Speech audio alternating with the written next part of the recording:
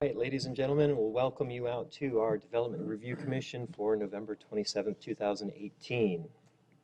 I'd like to start by introducing our staff that we have with us.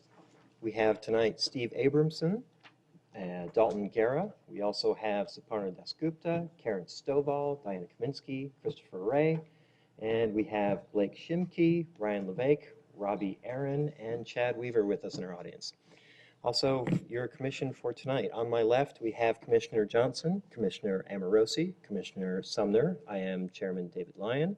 On my right is Vice Chair Dee Domenico, Commissioner Don Casano, and Commissioner Brown. Let's do our preamble here.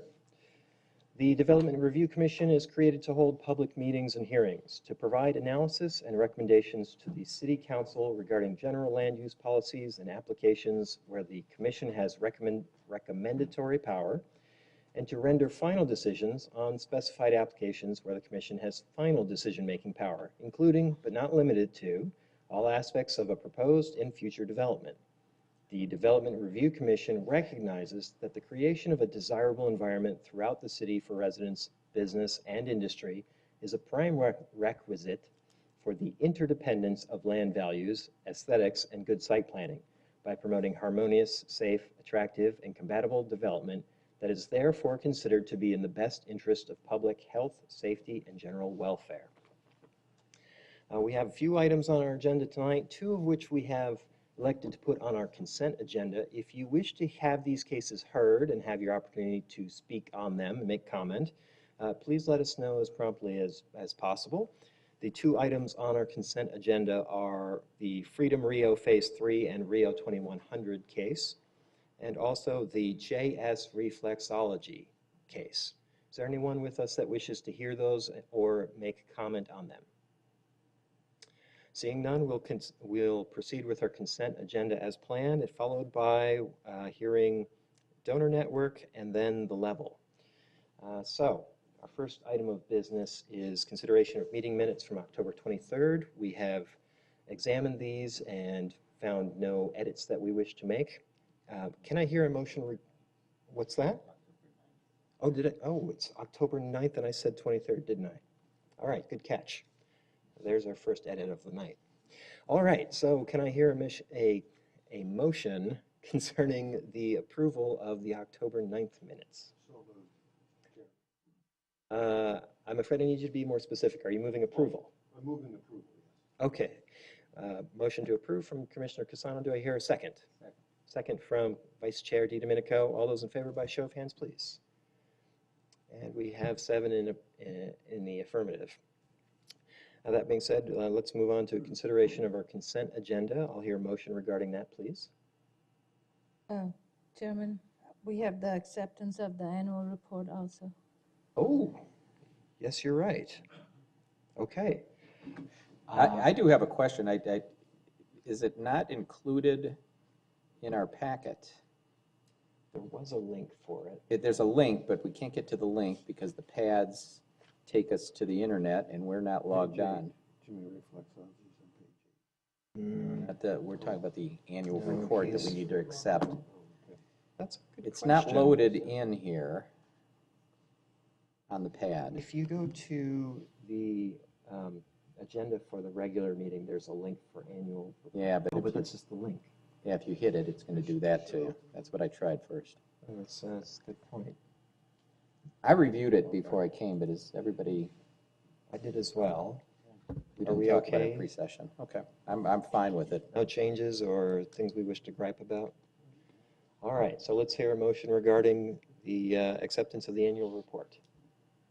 Mr. Chairman, I move acceptance of the annual report as provided in our packet. Okay, do I hear a second? Second. Okay, motion from Vice Chair Dee Domenico and seconded from Commissioner Phil Amoroso to approve. All those in favor by show of hand, please. And that passes 7-0. We don't get to use the buttons? You can press your buttons if you wish. I won't stop you. Have we activated the yes, no? Yeah, the trap door opens. Yeah, and then crocodile pit. It's a new toy. I want to try it. All right, so concerning our consent agenda, Do I hear a motion of approval? I'm on a roll. Mr. Chairman, I move approval of the consent agenda with the conditions of approval as presented, the changed conditions of approval as presented in pre-session. Okay. Second? Second. All right, motion to approve with changes as written by staff from Vice Chair DiDomenico and second from Commissioner Sumners. All those in favor by show of hands, please. And that passes 7-0. If those were your cases, thank you for coming.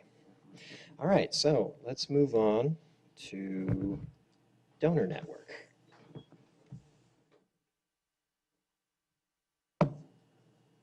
Ms. Kaminsky.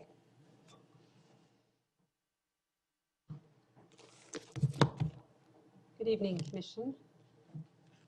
This is a request for Donor Network of Arizona for an amended planned area development and a development plan review for a new 2-story, 70,000 square foot corporate office building located at 2010 West Rio Salado Parkway. This site is the remaining vacant lot within the Liberty Center development. The rest of the development was developed under Liberty, most of them as spec offices, and then they had tenants that came in after they had developed the property. And then Liberty sold off those individual parcels, and in this case, sold the property to Donor Network. So they are building this office specifically for their needs. It is zoned general industrial, and they have an existing planned area development. The only change to the PAD is a request to reduce the parking ratio. So because of the way their business operates, they're requesting to change the ratio from 1 space per 300 square feet to 1 space per 380 square feet. We did not classify this as a medical office. They operate kind of a 24/7, and a lot of their staff are off-site. They'll go into the details of their operation. But in looking at the evaluation that they provided staff for the parking reduction request, we felt that it was an appropriate request for their use. But we do have a stipulation specific to this in the event that they should choose to move, and this use would transfer to a different tenant who had normal business hours.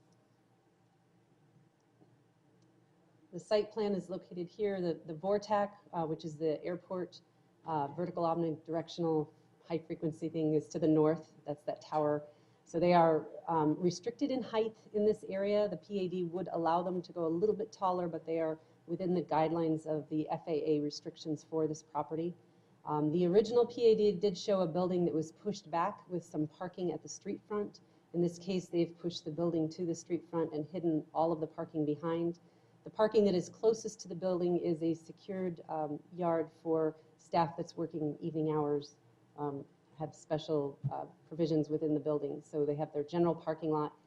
And the condition would require that in the future, if the tenant were to change, that they would bring the parking analysis back to us for review, and if it was found that they needed to meet the code requirements and add parking, they have done the analysis that would provide for 1 or 2 levels of parking above the surface parking in the configuration of where their landscape islands are. So the idea would be they would add podium parking, which is similar to what you see in the rest of the Liberty development. One of their objectives was to significantly increase the landscape from what we would normally see in an industrial site, which is a 10% landscape area, as you can see here at the street front and around the perimeter and the areas within the parking lot. They were really looking to create a garden-like environment within the industrial office use. It's a 2-story facility. This shows the layout of the first floor and second floor. And these are the elevations. They were tying in to, we did go back and forth on the design a lot. They're trying to tie into the colors and some of the materials that are within Liberty Center and functioning as a transition to some of the other adjacent uses to the west and south of them. These are the renderings from different perspectives. And all of the conditions are standard conditions with the exception of the one that's related to parking. Should the number of employees change based on what they had presented in their parking study, or the tenant change where the analysis would need to be updated, they would need to do that, and if necessary, provide the additional parking per this condition of approval. So the applicant has reviewed the report and the conditions and is in support of these, and I'll be happy to entertain any questions. Okay, questions for Ms. Kaminsky? Vice Chair DiDomenico. Diana, is this ultimately, after development, will this building be owner occupied? In other words, will donor own it, or are they Yes. just a tenant? No, they they'll own are it. the owner, and they will, they're designing it not spec, this is for their specified needs. So ultimately, the burden of, should they move out or outgrow it, that parking burden, that underpark burden that they placed on it would be theirs to shoulder when they're looking for a buyer or a new tenant to replace them. Yes, except that their analysis was based very specifically on their use and their hours of operation, which is why this condition was put in. Yeah, my concern ultimately is the second generation of all the buildings that we build, other than residential, almost everything. Today's tenant isn't, the tenant a decade from now, so. And if they can do the analysis to show that the new tenant Yeah. meets those requirements, then they can keep it. Yeah, parking by demand doesn't, we do that on retail properties, all over the place, and as tenants change, you just redo the analysis. This is different, it's a single tenant building. But they've got significant land that a parking structure could be added in the Yes. future. Okay. All right, thank you. Commissioner Brown. A couple of quick questions. I know it's in here, but can you just tell me the elevations? Are they tilt or masonry? They are tilt slab construction. Okay. And on page 2, there are some redlined keynotes. Is that the staff notes, or was that a last-minute revision by Bluebeam? So one of the discussions that we had was related to, if you'll notice, their footprint has an angled element on the north side, which is their primary entrance. The street side is almost, well, I guess the west side is back of house. But they didn't provide an angled element on the street side, and we were trying to get some element that would relate to the contour of the street, not necessarily pushing the building forward. And what we were recommending was that on the southwest corner of the building, I don't have that markup here, I guess I could put it up in the Elmo, was to do a canopy similar to the canopies that are located in Liberty Center and other buildings that would be angled, that would kind of tie into the angle of the street and tie into the other Liberty buildings without changing the footprint of their building itself. So this was a suggestion that staff made, but we did not feel strongly enough about it to put it in as a condition, but we wanted to show you what some of those early discussion points were during preliminary site plan review. So this dark band that you see here would be an angled cantilevered canopy at the upper level, and this is showing what that would look like at the corner. Okay, so I'm going to guess that they probably don't have much heartburn about that, although it's going to be some work. But specifically the planter, it looks like you're asking for an angled planter against the building wall? We had discussed that also.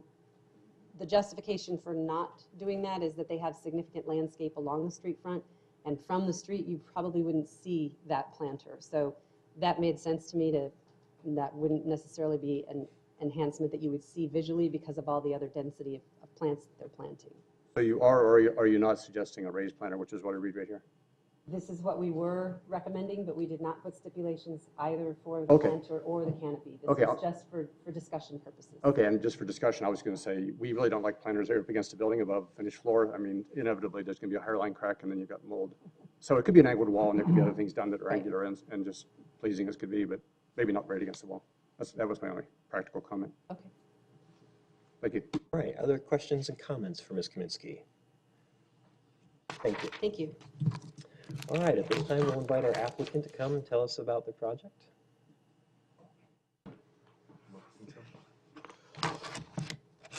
Thank you, Chairman Lyon, Ms. Kaminsky. Thank you so much for introducing that project. I pretty much have nothing else to say design-wise. Hopefully that was satisfactory on some levels. I want to quickly have the CEO of Donor Network just provide a 1 or 2 minute introduction of what Donor Network is and what the organization's mission is, as well as some of the quick overview of the operations and how they work. Right. By the way, Mr. Chairman, thank you so much. Members of the commission and staff, really appreciate the opportunity. My name is Tim Brown. I'm the president and CEO of Donor Network of Arizona. I've had this position for the last 15 years. Donor Network is a federally designated organ procurement organization for the state. What that means is we facilitate the recovery of organs for transplant and some research for this state. We have 57 like organizations throughout the United States. We happen to be blessed to just cover Arizona. We are also a tissue recovery agency. When I mean tissue, I'm talking skin, bone, ligaments, cardiovascular tissue, heart for valves. We recover this primarily at the office or at the medical examiner's office. Then we package it and it gets processed. We also are the only eye bank in this state, so we also recover the eye, we process the eye, and we distribute it within the state, within the U.S., and then some international if we have consent. We also were asked by the legislature to monitor the registry. And this is the avenue where people can register their wishes to be an organ, eye, or tissue donor. 95% of people do this at the motor vehicle department. Right now, we have 54% of the adult population who are registered to give their wishes. The bottom line, what I'm really trying to tell you is what we do is we rely on the generosity of others to help fulfill our mission is to save and heal lives through organ and tissue donation. We currently are in Central Phoenix in the Uptown area. We currently have 219 employees, not all here in Phoenix. We have a few in Tucson. But we operate a histocompatibility lab as well that's on 7th Avenue. We're going to combine all that except for the Tucson location and bring it off from Central Phoenix to Tempe. And we really look forward to this opportunity. So thank you. Do you have any questions? Well, I'm just going to jump in early and say that I am really excited to have you in the city of Tempe. That's fascinating work. Being close to ASU, I think that's great. And I'm very happy to see this I'm project. very excited to be near the Idea Center as well. I think there's great opportunities there for both of us.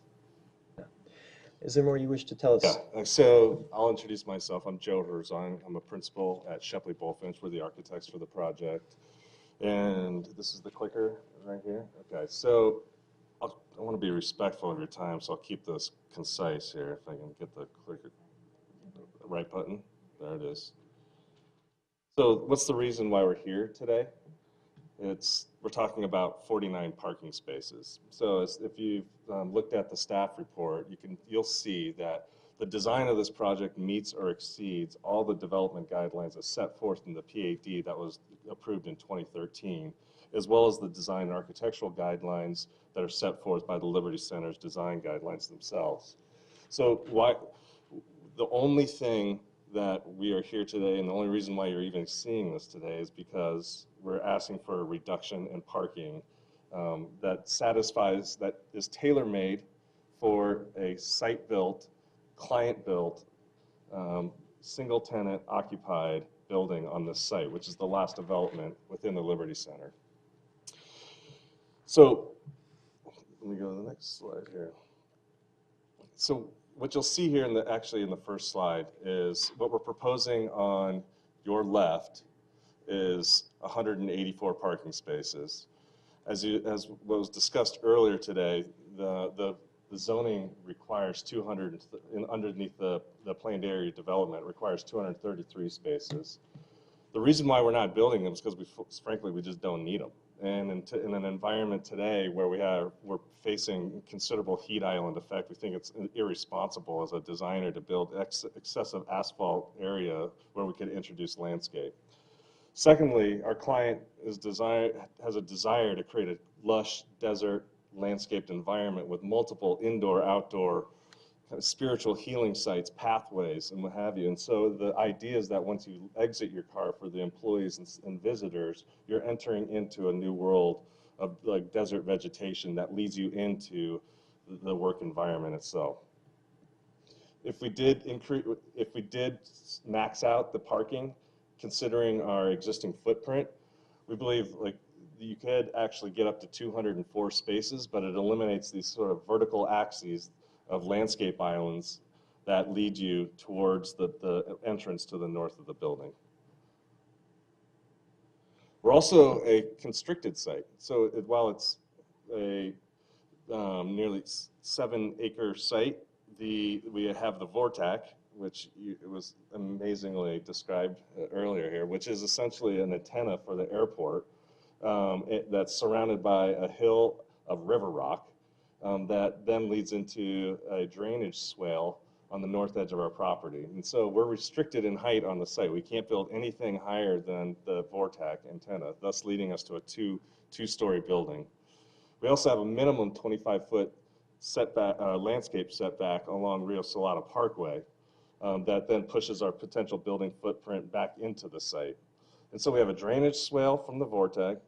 We have a 25-foot setback for landscape at the front of the property, yet we're still trying to mask all the parking as any responsible urban planner does in today's. Instead of putting the parking at the front, we're putting it at the back of the building, and we're still managing to achieve 184 parking spaces.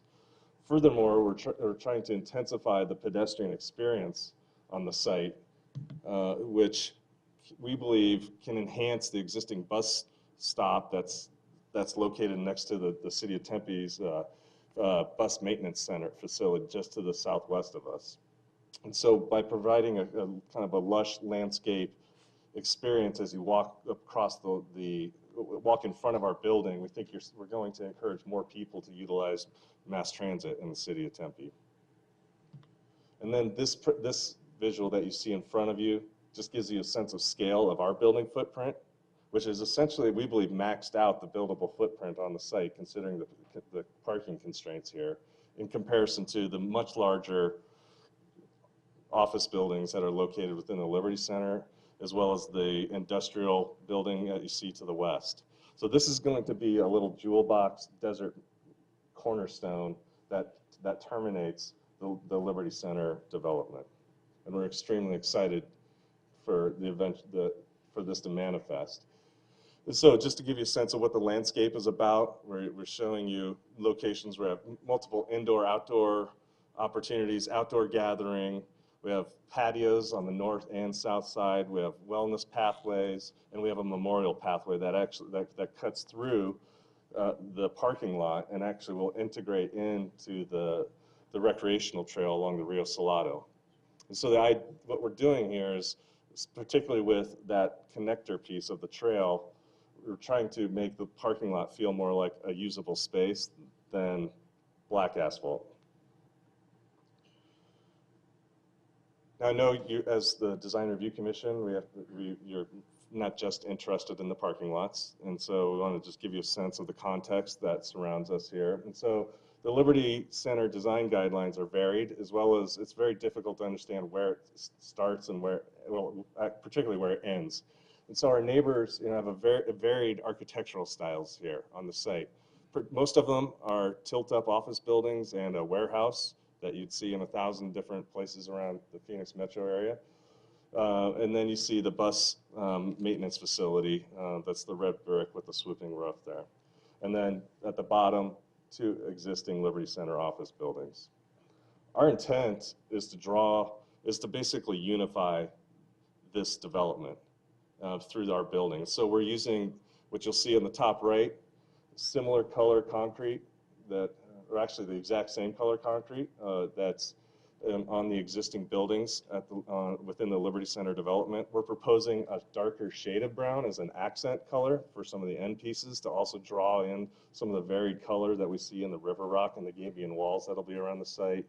We're utilizing the same mullion aluminum color, same metal panel color, and same glass that's on the existing Liberty Center buildings. And so we're using the parts and pieces, but we think we're going to use them in a much more imaginative way that will be a kind of a capstone event for this entire development. You saw renderings earlier, so I'll go through them quite quickly. But as you see here, we're talking about a building that's going to be wrapped in landscape. And that is the key design element that we're really trying to stress here, is that we're creating a landscape on over 50% of this lot, which I think is quite remarkable in an industrial park. And so you'll see the trees that will be wrapping the south edge of this. People that'll be walking by will be actually engaging with trees along the sidewalk. It won't be a barren desert as it is right now. And just some more shots as we wrap around the building. And you can start to see some of the multiple indoor-outdoor events that happen. Particularly, this is on the south side. There's a patio that opens up to the south landscape that opens up to Rio Salado Parkway, as well as an upstairs balcony that will open up as well. So actually providing some urban kind of engagement in a site that's pretty well buttoned up behind the walls of the existing buildings. We're matching the signage that's part of the Liberty Center requirements. So you'll see the landmark sign that you see here on the corner as you approach it, coming from the east. And then our entry on the north side. Again, a deep landscape buffer between parking lot and building. This is more about an experience than it is about parking your car. And so we'll leave this with a very abrupt question slide that like pops up all yellow. And I'm happy to discuss the project any further, but again, remind you that we're here for 49 parking spaces that our client does not need. And I'll leave it at that. All right, questions and comments? Commissioner Sumner. Just a comment, Joe, thanks for your work on the design here, and thanks to your commitment for having this design be able to make its way all the way to us here. I don't usually say this, but you've got a building that doesn't fit in with the environment, a site plan that doesn't fit in with the context. You push the building right up to the edge, the parking's all in the back, and you've reduced parking, and all three of those are great. So I'm fully in support. Thanks very much. I hope you set the bar for the neighbors. Getting a little worried there, actually. Relax. All right, other comments and questions? Commissioner Casano. Yes, just one question.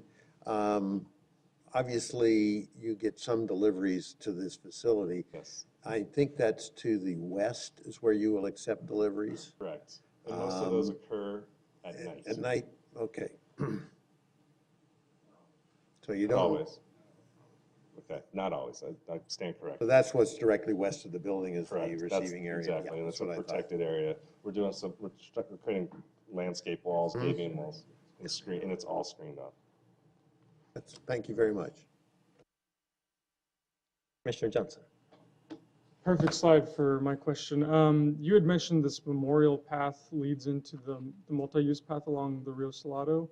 Can you talk about how that works? Well, right now, that would be a future phase because we have to work with our neighbors to the east to actually make that connection happen. But our intent is to, down the road, actually work with them, and then we would need to utilize some of their property too to make that connection to the Rio Salado pathway. Okay. This is sort of like a terminus at this point. 'Cause there's already kind of a connector in the adjacent property right to the east. Yes. So I was already thinking that that's another good justification of a little bit of a reduction in parking, that you'll have people potentially that would be using that path to access their work. So nice project. Thank you. Thank you. Commissioner Amorosi. Thank you, Mr. Chair. I was the one who submitted the question about how it relates to the building to the east. And but after listening to your presentation, it seems like you want to stand out. You don't want to blend in with the other properties that are there. I would say our answer is we would like to use, our intent is not to stand out. Our intent is to utilize the parts that have been required by all the design guidelines within the development and use them in a creative way that pulls in elements from our neighbors, but uses them in a much more inventive way. I was happy to see at least the gabion wall flows with the curve of the street. I was worried about the building just being flat over there and not taking advantage of that corner. But now that I see the more detail, that should probably work out. I was curious too about with the reduction in the parking.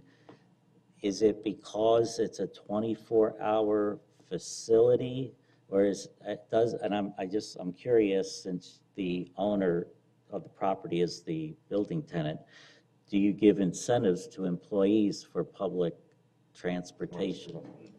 We've talked about that, but to answer your question first, we are a 24/7 operation.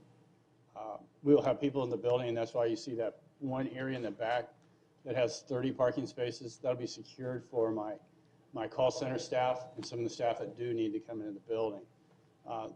What normally happens in a day, I may have 9 to 12 people on call. They never come into the building.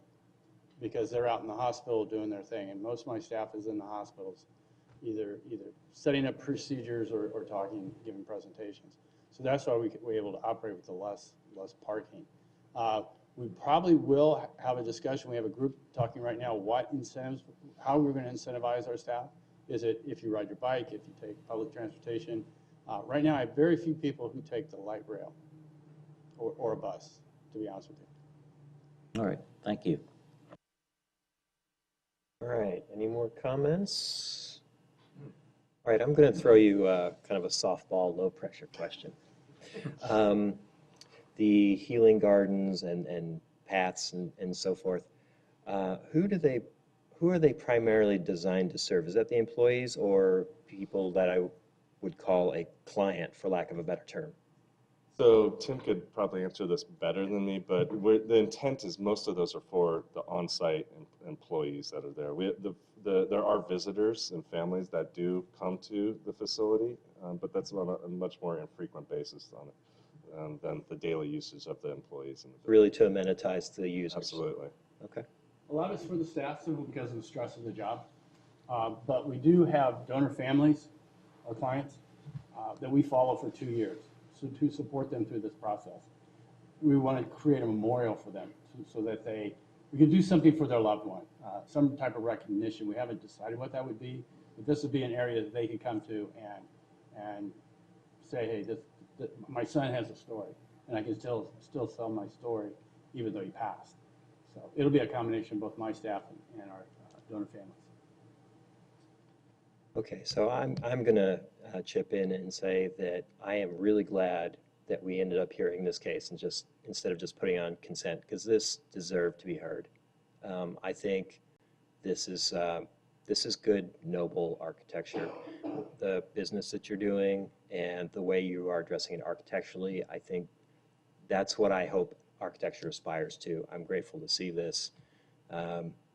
I'll also say that you designed the tilt building that I've been imagining designing for a long time and haven't gotten to do. I love the verticality that you expressed there and the way the materials work. I could do without the horizontal canopy that's been discussed because I think the landscape is a great response to that curve. I think it's a good project. Other comments? Thank you. Thank you. All right, so now we'll open our public comment section. If there's anyone in our audience who wishes to make comment on this case. Oh, yeah, don't leave yet. If there's anyone who wishes to make comment, you can do so. We have cards at the back, which if you fill one out and hand to staff, we'll know who you are in the records. And I don't think I see anyone who wishes to comment, so I will close the public comment section. I think maybe we're ready to discuss this case. So, Commissioner Brown. I would agree with the generous, or the comments we've heard already that this is really one of the better projects that we've seen. Thank you. Other comments?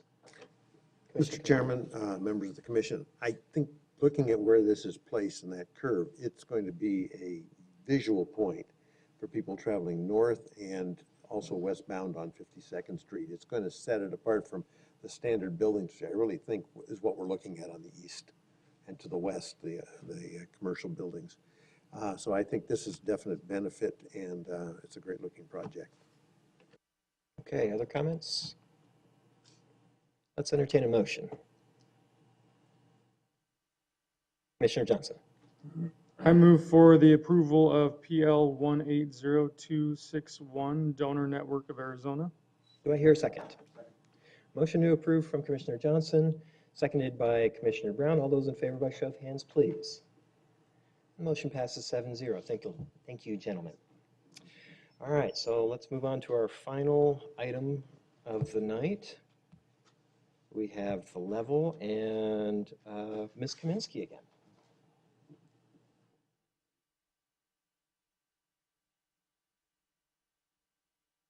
Hello, Commission.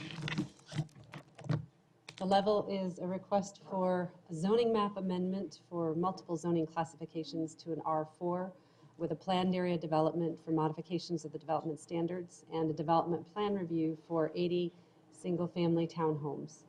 located at 915 South Smith. The site was a former mobile home community. They have worked with our human services staff on the relocation plan for the development. They've spent the last year doing that.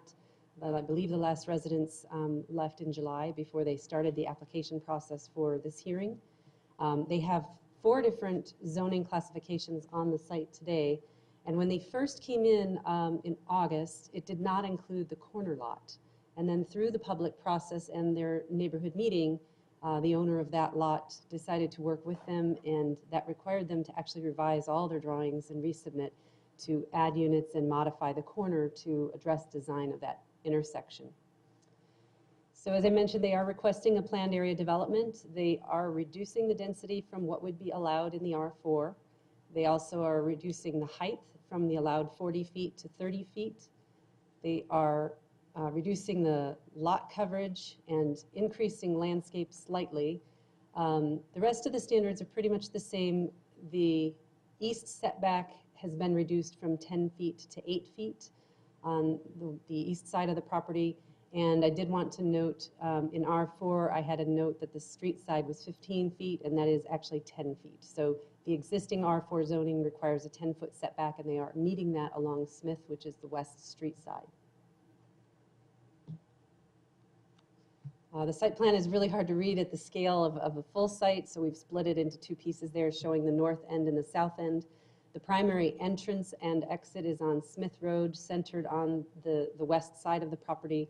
The exit on University is just that. It is exit and to be used for fire and refuse only.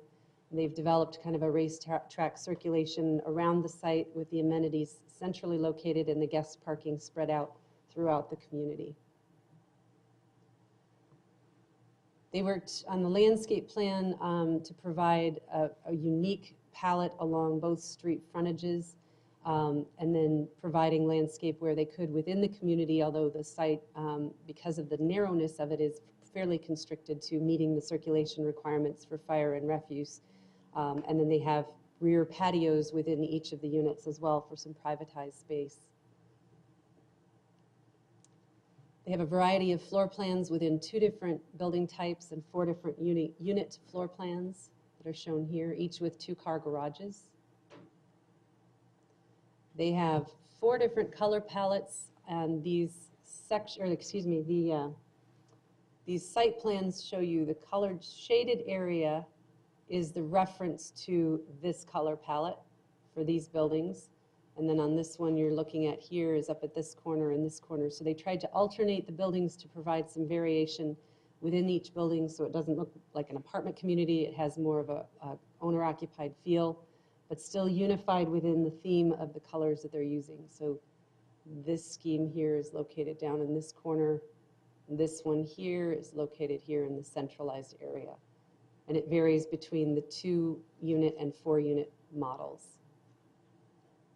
I'll defer to the applicant to get into the details of the design. Just wanted to show you what the different elevations were.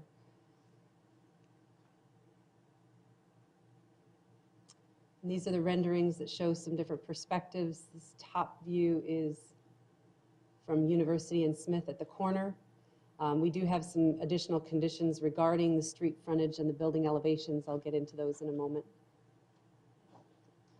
So besides the standard conditions, these numbered conditions are in addition to. The applicant did show a variety of garage doors on the elevations to create a unique ownership product between each model without significant change where you're going from one color scheme to another between units. So the garage doors and the front doors are an important part of that. We wanted to make sure that that remained in the design through the construction document set, even if they're offered as opportunities for options for future owners, that those options don't all result in all solid garage doors or all one model of front door, that they have the variations. So that's what conditions 13 and 14 are in regards to, is the doors.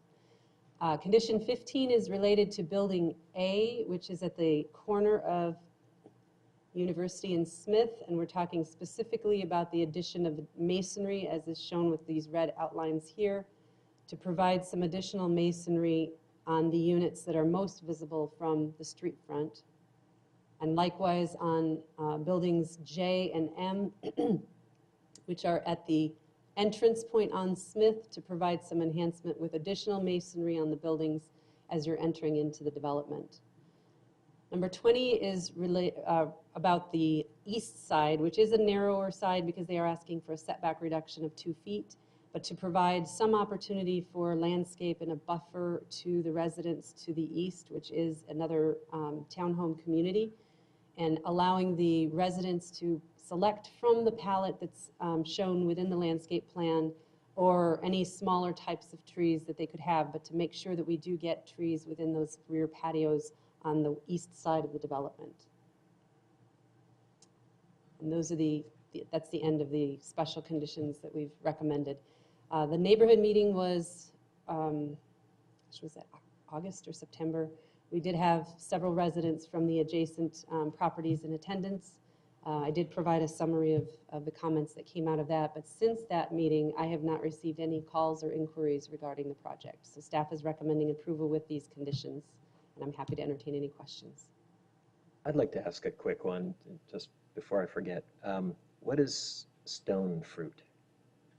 Like peach, plum, so allowing them to have a fruit tree in the backyard. That's not on their palette. The developer typically wouldn't include those, but as an option from the palette that's being proposed to allow citrus or stone fruit.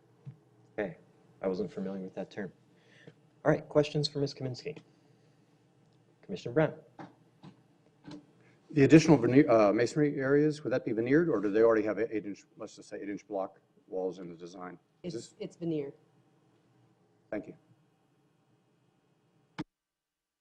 Okay, Commissioner Johnson? This may have been in there, but I guess I missed it. On the south side of the property, there's a City of Tempe well site. Yes.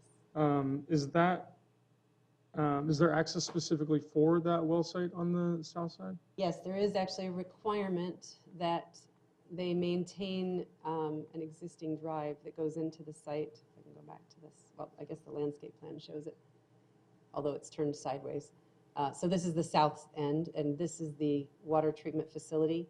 So if water utilities needs to get into this, they have access through a gate here because there's limited access along Smith Road. Thank you. Other questions and comments? Thank you, Ms. Kaminsky. Thank you. All right, we'll invite our applicant to come up.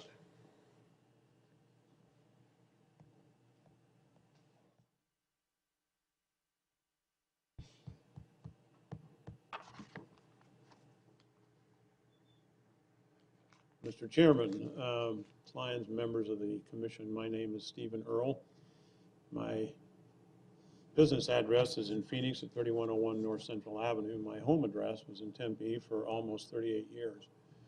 I reluctantly left Tempe a few years ago because my wife decided she wanted to be closer to her grandchildren. They're also my grandchildren, but I prefer to be in Tempe. Just one point of personal reference. I'm thrilled about the case just before us because I'm a 30-year recipient of a transplanted organ, my kidney, and I wouldn't have had 30 years of wonderful life without it. So 2 cheers for them. Thank you for sharing that. I'm here tonight in behalf of Porchlight Homes, who is a developer in the valley that has about 25 projects throughout mostly Scottsdale and Phoenix. This is their first project in Tempe. We started this process quite a long time ago. In terms of design, you might have noticed in the staff report that there were 7 different meetings on design. We started with an apartment project at 3 stories. We went down to a townhome project at 3 stories. And ultimately, before we went to the neighborhood with anything, we were at a 2-story project, which was I think basically embraced by the neighbors to the east. That's why they're not here. They had their HOA president and their attorney with us at the meeting. We also did some neighborhood work to the south of us in the Escalante neighborhood. I wanted to be sure that we were consistent with their intents, and we received a lot of positive input from them. As you well know, the general plan called for this property to be up to 25 units per acre. 25 units per acre would have to be a 3-story building. And we could have avoided some of the deviations that we saw here today if we had maximized the height. But when you look at the uses that are adjacent to it, although the project to the west is an apartment project that is 3 stories, the townhomes to the east are 2 stories, and the homes to the south are 1. So we felt that we needed to be a better transition, and I think in work with staff, they agreed. As Diane mentioned, we had a significant design impediment here because the corner, which I'm sure all of you have driven by that use, it's a pretty intense commercial use, and they had no desire to sell. After the neighborhood meeting, when they realized that when and if they ever did redevelop, they'd have to improve Smith out to its ultimate configuration, they realized they would have little left to develop. And then they became much more workable to include that property in this project, which we think made a significant improvement because we're making improvements to the east half of Smith and we're making improvements to University as well. So we felt we were in compliance with the general plan. This shows the environment in which this project will be built. Obviously, it's now consistent with the townhomes to the east. If you've seen pictures of those, they tend to have very few windows facing west. And they do have some trees scattered through your yards. We appreciated the comment made by staff and agree with it, that we will have trees along that side. There's a lot of condominiums and apartments to the east of that, and then apartments to the west. And you can see the single-family Escalante neighborhood that's been there a very long time and has people that have lived there for decades. Then there are duplexes. So we felt we were a good transitional use, and that in talking to the city and even members of the council, it was pretty clear to us that getting another apartment complex was not necessarily the best choice. But trying to have townhomes that would be at least in the affordable range, maybe the top end of the affordable range would be a good addition, given how close it is to downtown. It's only a block away from the 101 freeway as well. One of the significant design features of this project is the amount of vegetation that's being added. If you've been out to see the site today, you'll see that there's maybe a dozen trees total on the site, and virtually none of those are perimeter trees along Smith or University. We put this exhibit together after we agreed to the stipulation on the perimeter landscaping along the east to show you not only all the trees, different kinds of trees we're planting, which we think are compatible, but we're going from what's there today, a small number, to 104 new perimeter trees. And then there'll be another 31 trees in the interior of the project. And what that results in is, well, first this one slide about these are just photographs of what's around us. That results in this rendering that was taken of the project at the corner of Smith and University. A mixture of different kinds of trees and setbacks. We think it's quite a bit of undulation in terms of the amount of setback off of University, and a gated a pedestrian gate, and then there's also an exit, which will show up in the site plan that we have. This is the entrance off of Smith, and this is, I should go back one. These buildings on the corner is where staff has asked us to go all the way to the top of the building with the brick. We felt that might be pretty imposing, but we were willing to accept that as a design requirement. And so that would add quite a bit of additional brick to that corner with the buildings that staff has asked us to put in. That's similar point here. This is the entrance, and so again, they've asked us to take that brick veneer all the way to the top, which again would make that a very prominent entrance. This is the interior of the property around the amenity center. And this is one of the driveways. There's 28 feet in this driveway, so it meets all code requirements. The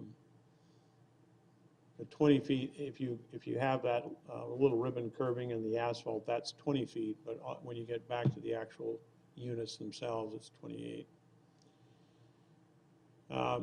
I should comment that these renderings are not indicative of the elevations in your book. And that's just because when they rendered this up, they didn't get a good difference between all the colors that the staff asked us to incorporate, from grays and darker browns that differentiate all these buildings. They tend to look too monochromatic in this rendering to me, based on what we're really doing. So the elevations in your books are closer to the actual variations in the look. I included this slide because we have deviations under the PAD, and we thought it was important to know just how far back these units will be off of University. You can see that the first building is more than 65 feet away from the street. But there is a wall to provide some relief from the traffic noise on University and some security. And so that's shown in a red line. But even with that, we have a minimum of 20 feet there. And then we're trying to, by purchasing that corner, you can see that almost 80% of that corner is now in landscaping. So the buildings that were there are gone, and they're not replaced with buildings, although we did go up 4 units in the overall by purchasing it. These are just quick photographs of all the different trees that are a part of this. This cathedral oak is one that we may suggest on the east side, just because it has a more column feature to it than a huge spread out, which might be more difficult for each individual homeowner. These are all the pistache that are part of the entry features. This is the Cape Myrtle that's a part of the overall, and then the ash trees that are included. There's just a few places in the entire project where we have accents with date palms. So going back, this is the overall project. We only have 2 stories here, not 3. We have 80 units, which is only 14.5 units per acre, not 20 or 24 as would be allowed. But by going to 2 stories, the site is essentially 3 times, the depth is 3 times the width. So we have a narrow site, especially when you get in the requirement for not only circulation, but fire access, that it pushes the units. And these units, when you go from an apartment unit, you may have 600 square feet in an apartment unit up to maybe 900 or 1,000. And these have 1,400 square feet in them. They are 3-bedroom units, although the 3rd bedroom is basically more like a den, bonus room than a true bedroom. But that gives an opportunity for an owner to feel like they have real space in their unit, not apartment-like space. So when you get to 1,400 square feet and you have your attached townhomes either in groups of 2 or 4, it does push against the edges of this project. Fortunately, on the south side, that's, to our mind, our most sensitive side, we have most of it taken up by the city's pump station. And then where we do have an adjacency to an actual home, we have there's an extra 10 feet in addition to our setback. So we have a good distance. And then we've made it so that the windows on that side are windows that are only in the stairwell. So they're above the height of a person. So there would not be any danger of someone looking down into those backyards of those homes. It was suggested to us as we went through with staff on this, that we could perhaps more fenestration on the front of this project. So let me just go back to that. Might be a value.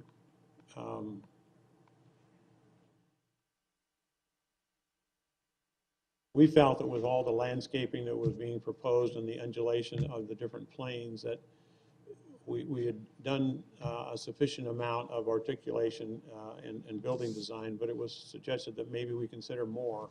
So we felt we could add more of those vertical windows that would have an additional element of variation in that design along University.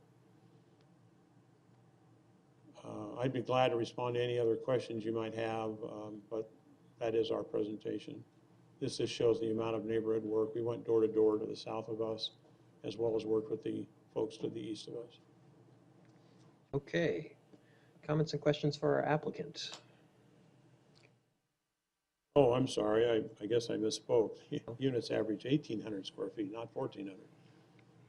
Okay, noted. Again, to be more like a home, not a cramped apartment. Bigger than my house. All right. Commissioner Summers, did you have a comment? Oh, I thought Commissioner Amorosi. Thank you, Mr. Chair. Mr. Earl, you're doing a lot of things right. I'm glad to hear you're accentuating the entry points and that you're going to put in some more windows on University, because that's really where most of the people are going to see the complex. Since it is owner occupied, it's for sale, not an apartment. I noticed your patios are nice and big, but your balconies are less than 5 feet. And for a functional balcony, shouldn't it be like 6 feet so people can put a chair and a table out there? Because 4 feet really doesn't do anything. And we're looking at people that are buying the units that, it doesn't seem like it would interfere with the visuals and where they're coming out at all. Doesn't seem like it would hurt anything. Commissioner Amorosi, excellent question. We received that question through staff today. We did a lot of thinking about it. There are 2 types of units in this project in terms of patios and balconies. One does have a 6-foot balcony, and wherever those units are, they have 6 feet. On the other type of unit, there's 2 balconies. There's a 5-foot balcony and a 4-foot balcony. So one is secondary to the other. And it's possible to cantilever that 5 feet out 1 more foot and make it 6 feet. But we were worried about kind of closing in either between units or on the driveways that go around the project, that if we cantilever more things out from the side of the building, more than we were already doing, that it might have a closed-in look. And we were hoping for the, I don't know how many of the units are actually 6 feet, Ryan, in terms of. So 60% of them have the 6-foot balcony, and the other 50 have 5 feet, and then have another 4. So we felt that that was a good way to approach the problem, but we're here to listen. All right. My other question, if I can, is about I noticed that, once again, these are for sale units, and you're putting in R13 insulation on the outside walls and R20 on the roof. And in our extreme climate, and if you want to tout these and be a more sustainable developer, I think R30 on the roof and maybe R19 on the walls to help people with their utility bills, since they're going to be individually paying for it's not like apartments where it's built in. Commissioner Amorosi, again, a very excellent question. The reason that we went with the kind of insulation we went with is because it's a foam injected insulation, which has the benefit of doing a much better job of sealing the units against the exterior. And so we are in compliance with code, and in fact, we're very close to being an Energy Star, right? We will be an Energy Star project. So we just felt that the foam insulation created a better seal and would work better in these units. We weren't trying to skimp on the amount of insulation. We felt that it was better to use this, even though it has a lesser R value, it has a higher efficiency value, and the sealing lowers utility costs. It does. Okay, thank you. My home, by the way, has foam insulation in it, and that's what the developer told me when he was building my home, that I would have lower utility costs, and it's certainly better than my home in Tempe, which had higher insulation. So. Okay, interesting. Commissioner Brown. Before we get off that subject, I'm looking at attachment 40, which calls out bad insulation, but it does say it's R19 in the stud walls and R38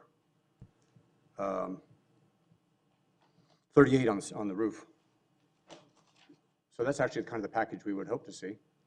And so my next question, then, are we using 2x4s or 2x6s? 2x4 or 2x6 construction? 2x4. Okay, so you won't be able to get R19 bats inside a 2x4? We wouldn't. You're correct on that. Chairman, members of the commission. I'm Ryan Larson, one of the principals with Porchlight Homes. So we could go two different ways on this. We could do a fiberglass or a blown-in insulation that has a higher R value, or we could do a spray foam insulation, which is a more expensive application that provides more efficiency. We haven't built a community in the past 3 years that wasn't ENERGY STAR qualified, and we don't intend on changing that. So these homes will be built in excess of code requirements for energy efficiency. Is the exterior finish is, here it just says stucco, is it EIFS or is it 3-coat Stucco, cementitious? yeah, scratch coat with a finish So coat. it's not on a foam, it's not on a foam sheet. Well, there'll be a foam sheet with a chicken wire lath, and then a scratch coat of stucco, and then the finish coat of sand. Okay, so you're getting closer and closer to, maybe that's how you get your star rating. But, so if you have R13, R11 plus a 1-inch foam, I'm not sure what the total will be, but Yeah, I would say you're maybe still developing. This wall section does contradict with what was stated. yeah, and I apologize for that typo. We did call out two different insulation types in the packet. We didn't catch that. We do intend to do the spray foam insulation. It's a better product. It provides a more efficient product for the end buyer. Although the R value appears to be lower, when you look at the system as a whole, it's a better, more efficient system. You're talking about spray foam in the stud wall? Correct. Okay, because you do call for a 1-inch foam roof, which I didn't think they could do that low. The 1-inch foam roof is just the actual seal on the roof. There's actually 5.5 inches of cathedralized foam under the deck, and then on top, it's a 1-inch foam to seal the roof. Okay. What is cathedralized foam? Cathedralized foam is, typically when you blow in insulation, it's sitting on the bottom of the ceiling in your attic. When it's cathedralized, it's actually sprayed up on the roof deck. So it's, the attic space is not technically, air-conditioned space, but even your attic stays maybe 5 to 10 degrees higher than what your home is set inside. So all of your ducts and everything that go through the AC don't have to be as insulated, and that's why it's a more efficient system, because you're sealing the entire envelope of the home. I follow you. That's sounds good. Thank you. Vice Chair DiDomenico. I was surprised also on that same attachment 40, where they show the cross section. It shows the roof design, the foam roof with the mechanical on the roof. The screen walls are much higher than I would expect, obviously raising the height of the buildings, and yet it's not really, the view lines into the property don't seem to require you to take the walls that high. How come? You're speaking about the perimeter walls on University and Smith? Or the parapet walls? Yeah. On the units themselves? Yeah, typically I see the parapets, go, halfway to 2/3 of the height of whatever they're screening because of the view angles. You don't really need to. Usually fully screened. I think Tempe calls for them to be Do? to the top. We do? Yeah. Parapet needs to match or exceed the height of the units. Because we like taller buildings? We like screened units. Because we think people might be very tall and see over. You gotta be really tall to see at that angle, the equipment how the way We it's we positioned. see a few, but I would suspect that this AC unit is actually not to scale. It might be a little taller. That was the They answer I might- was expecting. They might be able to bring it down a foot or two. Okay, all right. Fair enough. Anec- Because the city made anecdotally- you is the ultimate Anecdotally, answer. Commissioner DiDomenico, I had a case in Mesa where the difference between the height of the parapet and the height of the actual mechanical unit, using your theory that you couldn't see it, because you're far enough away, and if you put it far enough back into the middle, and the fix for that cost a couple $100,000 to bring the height of the parapet up, even though we all said, well, you can't see it. And they said, well, our code says same height. So, And we don't want to be Mesa, so. well, there you go. There you go. I can agree with that. Just the same, can I butt in on that question? The parapet does look pretty tall, a little taller than I would have expected. How tall is the parapet height?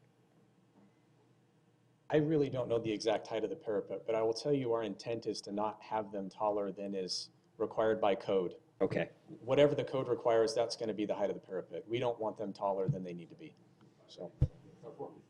so they will adjust appropriately and save themselves some money in the process. All right, other questions and comments? Mr. Chairman, I really like this development. I've been by that corner many times, in fact, just yesterday, and I'm looking at it and saying, got to be a better way to do this, and you, I think, have come up with it, and I think reducing the density, enhancing the landscaping, making all these changes might make this much more attractive as a residential community than as student rental community. So I want to thank you for that. Thank you, Commissioner Fasano. Anyone else? Commissioner Brown?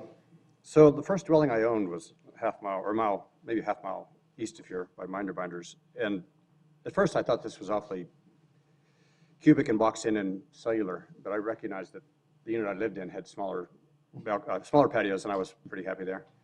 But I am really concerned about the narrow strip of land. By the time you get it, I guess it's a passageway so that in an emergency people can get by without having to crawl over the neighbor's patio unit.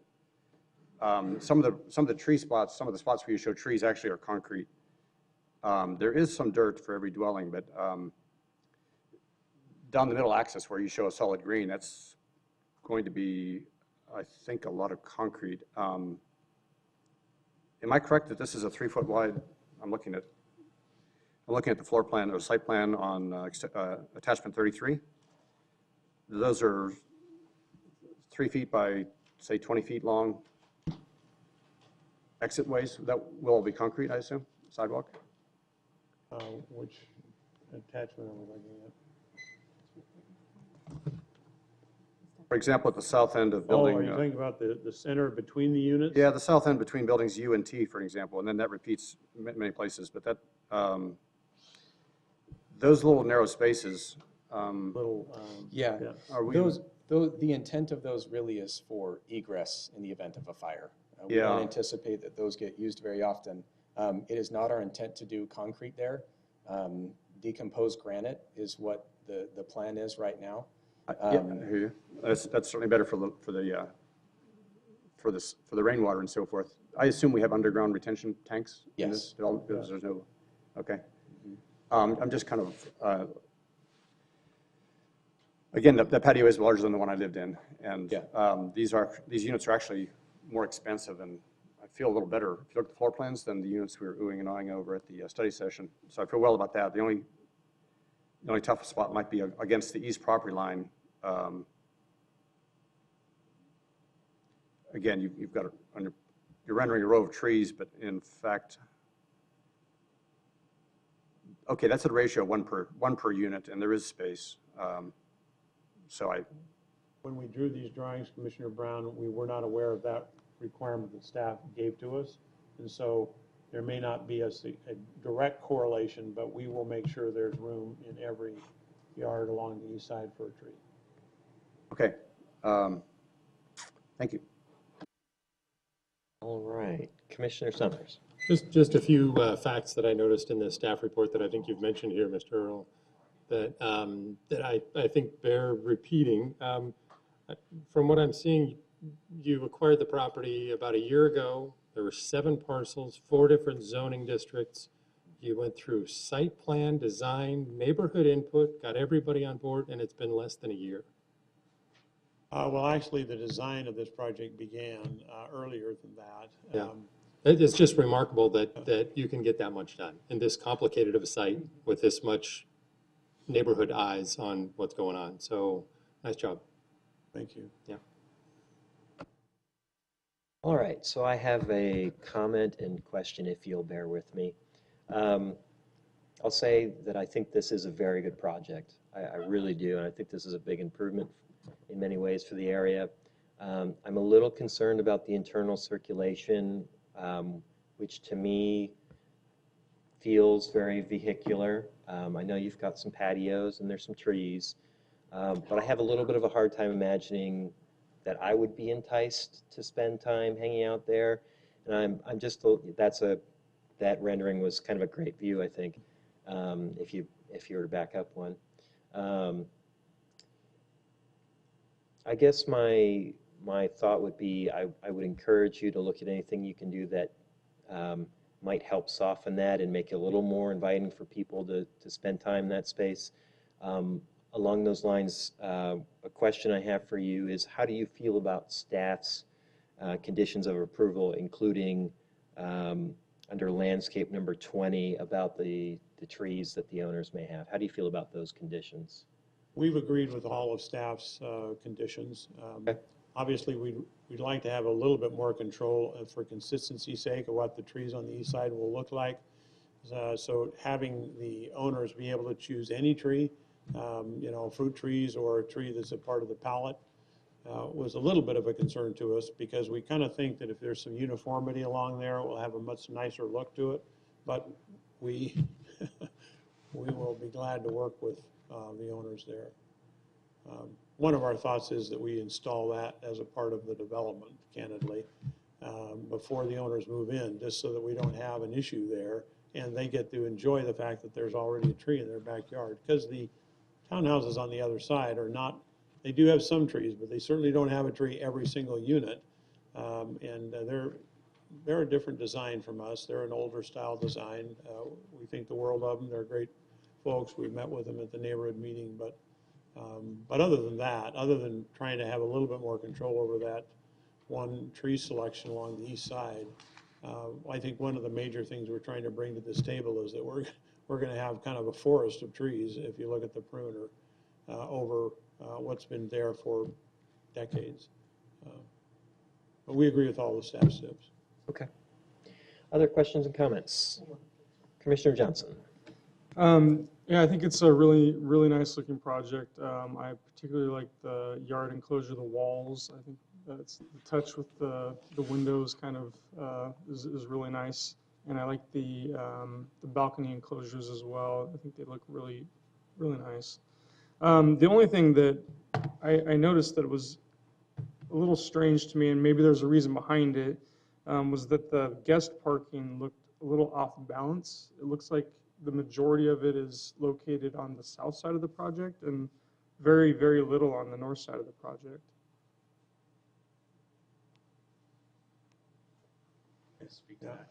Yeah, we really tried to balance the parking as best we could, primarily around the amenity area.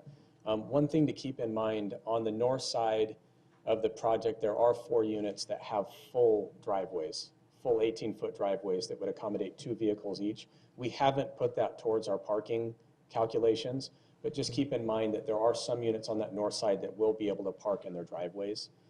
So that's some additional parking up there that you might not have seen.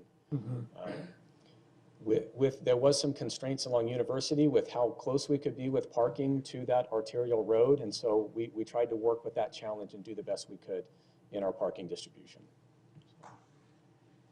Okay, thank you. All right.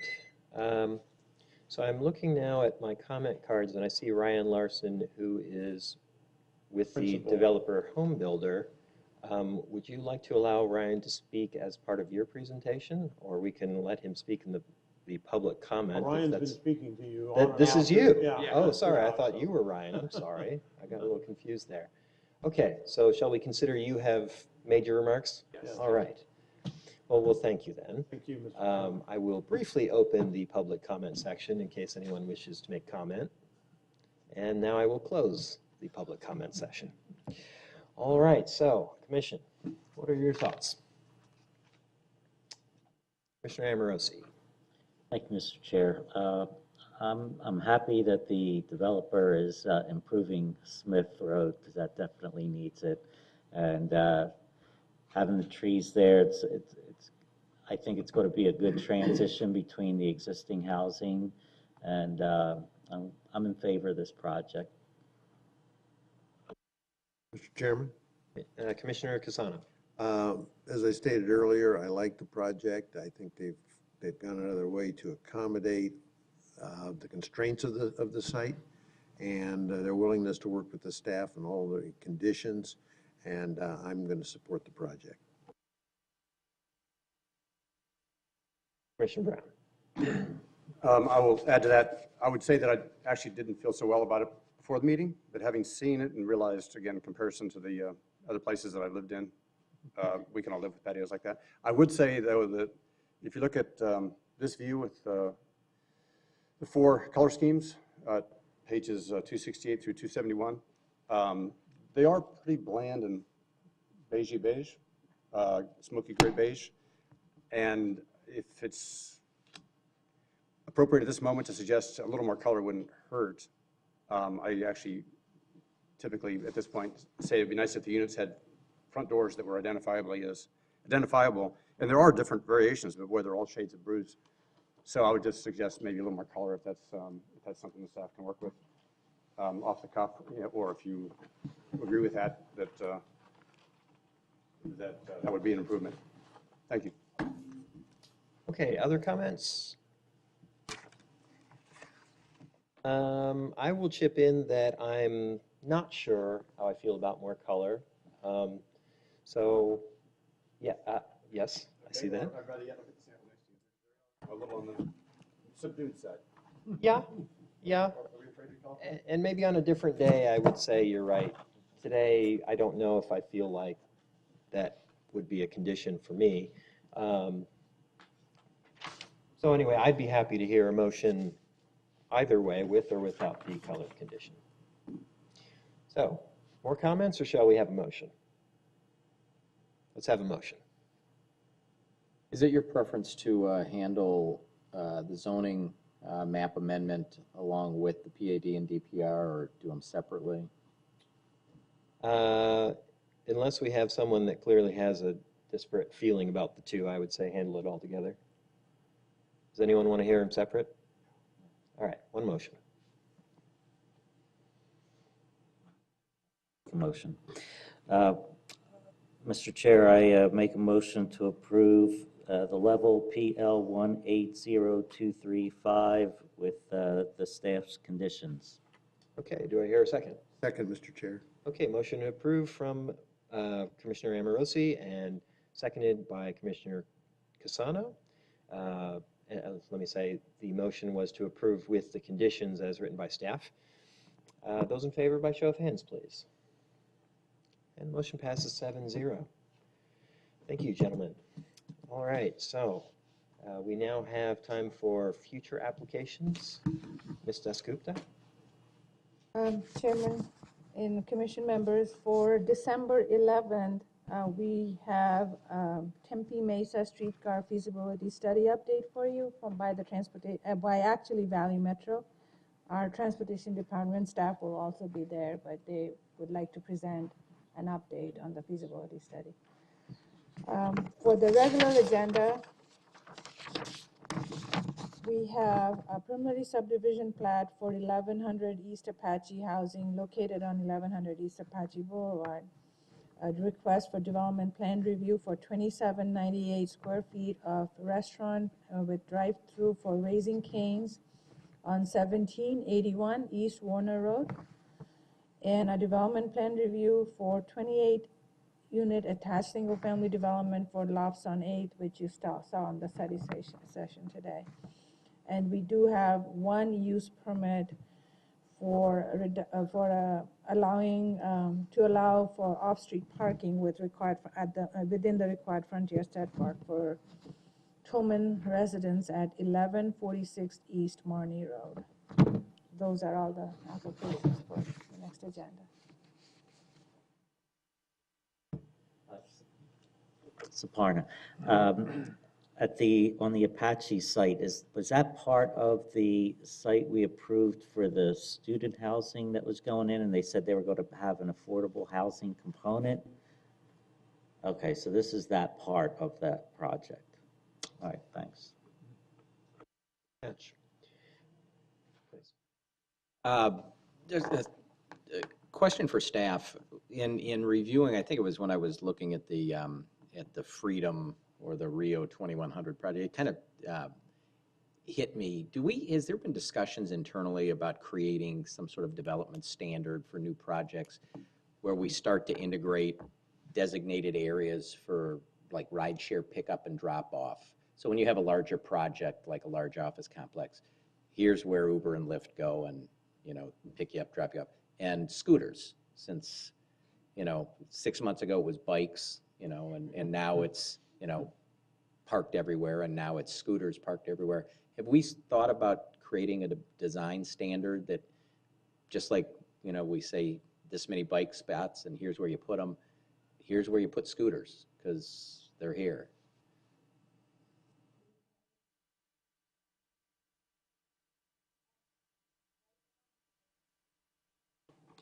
Right now, we don't, but because it's not, it's something that we can definitely look into. I know with certain projects, if you remember, which actually will come back as a PAD amendment, but if you remember, there was a hotel with condos above on College and 7th Street, and they actually had on-street parking where there were actually designated Uber pickup spots that was not for any other public, public parking on street.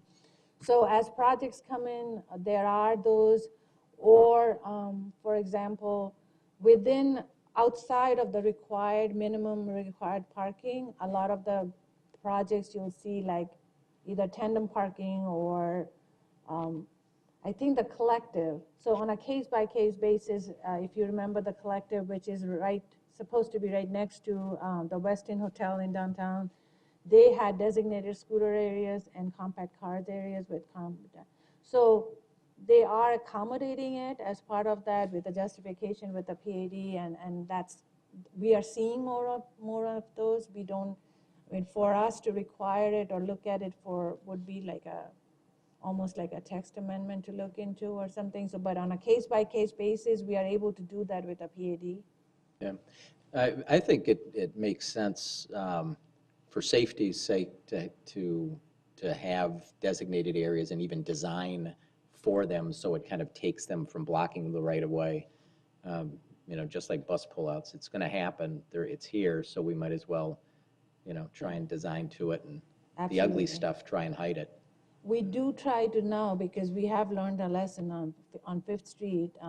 If you notice where the bike lane is, people park there and run in and out, and so we do realize it. So where it's possible for at least on-street parking areas, we're trying to do that, to have some designated areas, especially with Uber and Lyft, that kind of, drop-off zones. All right. I like that one. All right. If there's nothing else, we are adjourned. Thank you, ladies and gentlemen.